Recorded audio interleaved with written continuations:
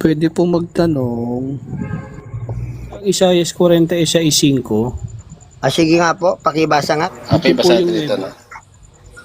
46:5. Tama ba? Opo, yun daw. Okay, Isaias. Ito, ganito yung ating mababasa sa Isaias 46:5.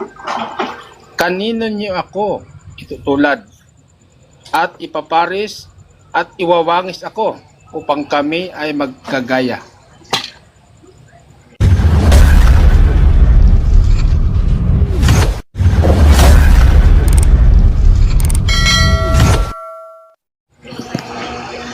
Ano Ayun. pong tanong niyo dyan?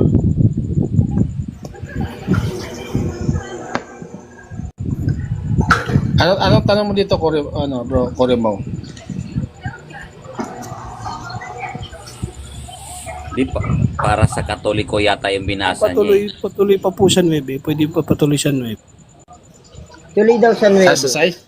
Sa 9. Sabi dito, inyong alalahanin ang mga dating bagay ng una, sapagkat ako'y Diyos at walang iba liban sa akin. Ako'y Diyos at walang gaya ko. Sabi po sa 5, Ano pong tanong niyo sino daw dyan? itutulad? Para ibig sabihin, ang pinapaliwanag po sa 5, walang kapantay ang Diyos.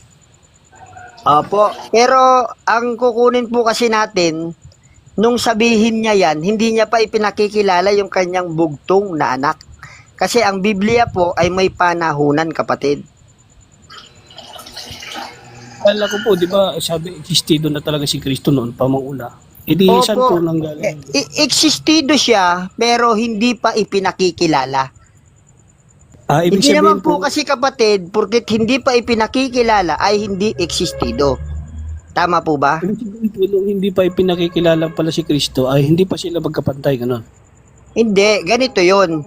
Nung hindi pa siya ipinakikilala, so hindi natin alam na meron palang kapantay.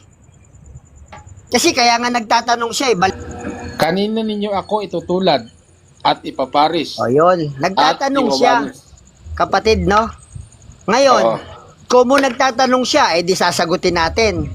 Di pa na alam. Pakibasa mo ngayon, ang Ebreo 1:3. Alam ng Diyos yun. Sabi, Sadali lang Sabi po, sa- pakibasa, sa kapatid. Hebreo, sabi, palibhasay siyang sinag ng kanyang kalawalhatian at tunay na larawan ng kanyang pagka-Diyos at umalalay sa lahat ng mga bagay na sa pamamagitan ng salita ng kanyang kapangyarihan, ng kanyang magawa na ang paglilinis ng mga kasalanan ay lumuklok sa kanan ng karangalan sa kaitaasan. O yun. So may sagot na, no, doon sa tanong niya kung kanino siya itutulad.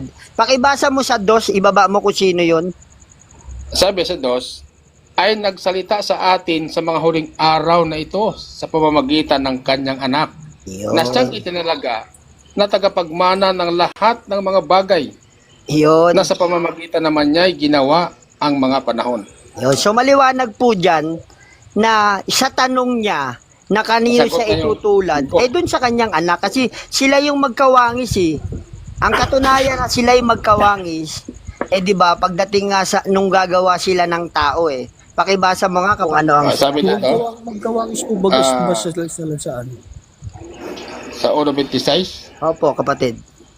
at sinabi ng Diyos, lalangin natin ang tao sa ating larawan, ayon sa ating wangis, Yan. at magkaroon sila. So may Okay. kausap ang Diyos dyan, kalarawan niya, kawangis niya, na noong panahon na yon hindi pa ipinakikilala sa mga huling araw na ito.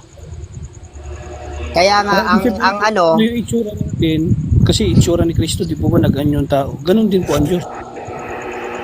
hindi natin masasabing itong itsura natin dahil ang sinasabi kasi na ayon sa ating larawan at wangis ay hindi itong physical natin. Kundi pakibasa mo, kapatid, 17:15. Okay, kaya ito yung ating mababasa sa awit 17:15.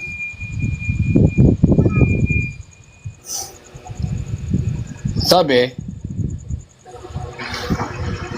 tungkol sa akin, aking mamasdan ang iyong mukha sa katwiran. Ako'y masisiyahan pagka bumangon sa iyong wangis. Yun. So, ang talagang ano nun, yung katwiran ang tinutukoy yun, yung wangis ng Panginoon. So, hindi siya yung physical natin na sasabihin na katulad ng sa atin mismo. Hindi po katawan. Hindi mismo ganitong katulad ng katawan natin.